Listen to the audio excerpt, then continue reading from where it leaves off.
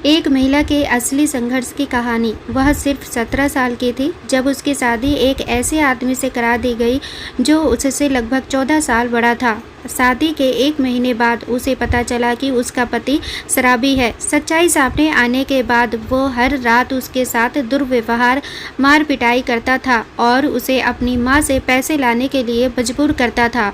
जब वो इनकार करती तो लोहे की राड से उसे पीटता।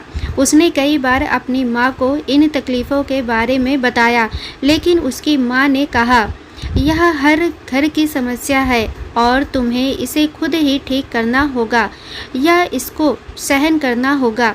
उसकी सास उसके पति से भी बदतर थी और उसे केवल 2 समय का भोजन देती थी और उसे सफाई, कपड़े धोने आदि जैसे सभी प्रकार के काम करने के लिए मजबूर करती थी।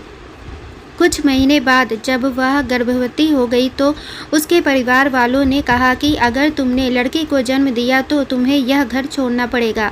दुर्भाग्य से उसने एक लड़के को जन्म दिया। वह दिन उसकी ज़िंदगी का सबसे बुरा दिन था और उन्होंने उसे बुरी तरह पीटा और घर छोड़ने के लिए मजबूर कर दिया।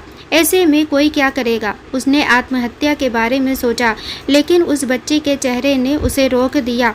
वह जानती है कि उसे अपनी बच्ची को सफल बनाने के लिए कड़ी मेहनत करनी होगी। उसने अपनी सोने की बालियां बेच दी और एक पेपर कैरी बैग फैक्ट्री में नौकरी करने लगी, जहां उसे सिर्फ 150 रुपये 2000 कैरी बैग बनाने के लिए मिलते थे। उसे रोजाना कम से कम 8 से 9 घंटे काम करना पड़ता था। इस काम के साथ साथ उसने एक ढाबे में टेबल और बर्तन साफ करने का भी काम किया और उसने वहां रोजाना 5 से 6 घंटे काम किया और प्रतिदिन 100 रुपये वहां से कमाने में सक्षम हो गई। अब वह प्रतिदिन 250 से 300 रुपये की कमाई करती थी, जो उसके बच्चे को पालने के लिए पर्याप्त थी। लेकिन कुछ महीनों बाद उसे पीठ संबंधी कुछ समस्याओं का सामना करना पड़ा और इससे वह कमज़ोर हो गई। इस समस्या के बाद उसे सफाई की नौकरी छोड़नी पड़ी और खिलौने की फैक्ट्री में मजदूर के तौर पर काम करना शुरू कर दिया। इस तरह उसने अपनी बेटी की शिक्षा का प्रबंधन किया और अपने बच्चों के जीवन को आसान बनाने के लिए कई काम किए।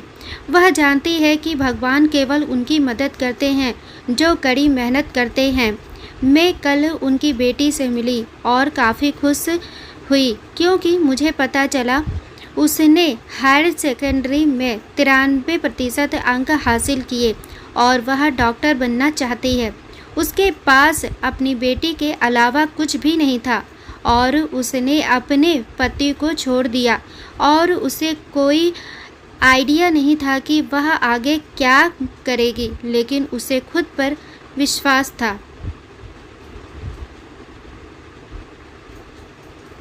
दोस्तों, आजकल थोड़ी सी समस्या आई नहीं कि लोग हार मान लेते हैं, डिप्रेस्ड हो जाते हैं या अपने जीवन को ही समाप्त करने की सोचते हैं। हमें इस स्ट्रॉन्ग महिला के जीवन संघर्ष से प्रेरणा लेनी चाहिए और इस बात को स्वीकार करना चाहिए कि संघर्ष ही असली जीवन है।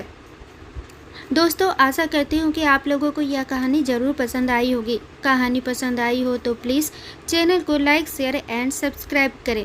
Thanks for watching.